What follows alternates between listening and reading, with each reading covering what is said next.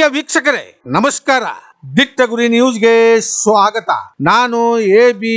ಮುಂಡರಗಿ. ಸಮಯಕ್ಕೆ ಬಾರದ ಬಸ್ಸುಗಳು, ರಸ್ತೆಗೆ ಇಳಿದ ವಿದ್ಯಾರ್ಥಿಗಳು, ಸಮಸ್ಯೆಗೆ ಸ್ಪಂದಿಸಿದ ಇಂಡಿ ಘಟಕ ವ್ಯವಸ್ಥಾಪಕರು. ಹೌದು, ವಿಜಯಪುರ ಜಿಲ್ಲೆಯ ಇಂಡಿ ತಾಲೂಕಿನ ಇಂಡಿ ವಿಜಯಪುರ ರಾಜ್ಯ ಹೆದ್ದಾರಿಯ ಜೋಡಗುಡಿ ಬಳಿ ಬಸ್ಸುಗಳನ್ನು ತಡೆದು ವಿದ್ಯಾರ್ಥಿಗಳು ಪ್ರತಿಭಟಿಸಿದರು. ಇಂಡಿಯಿಂದ ವಿಜಯಪುರಕ್ಕೆ ಹಾಗೂ ವಿಜಯಪುರ ಇಂಡಿಗೆ ಎಲ್ಲಾ ಬಸ್ಸುಗಳು ತಡೋಲ್ಗ ಮಾರ್ಗದಿಂದ ಚಲಾಯಿಸಬೇಕು ಎಂದು ಕಲ್ಯಾಣ ಕರ್ನಾಟಕ ರಸ್ತೆ ಸಾರಿಗೆ ಸಂಸ್ಥೆಯ ಜಿಲ್ಲಾಧಿಕಾರಿಗಳ ಆದೇಶ ಇದ್ದರೂ ಕೂಡ ಬಸ್ ಚಾಲಕರು ಹಾಗೂ ನಿರ್ವಾಹಕರು ತಡೋಲ್ಗ ಗ್ರಾಮಕ್ಕೆ ಬರದೆ ಜೋಡಗುಡಿ ಮೂಲಕ ಇಂಡಿ ಹಾಗೂ ವಿಜಯಪುರಕ್ಕೆ ಹೋಗ್ತಾರೆ. ಇದರಿಂದ ವಿದ್ಯಾರ್ಥಿಗಳಿಗೆ ಸರಿಯಾಗಿ ಕಾಲೇಜಿಗೆ ಹೋಗಲು ಅನಾನುಕೂಲವಾಗುತ್ತದೆ. ಆದ್ದರಿಂದ ನೂರಾರು ವಿದ್ಯಾರ್ಥಿನಿಯರು ದಿಢೀರನೆ ರಸ್ತೆಗಿಳಿದು ಕೆಲವು ಬಸ್ಸುಗಳನ್ನು ತಡೆದು ಪ್ರತಿಭಟನೆ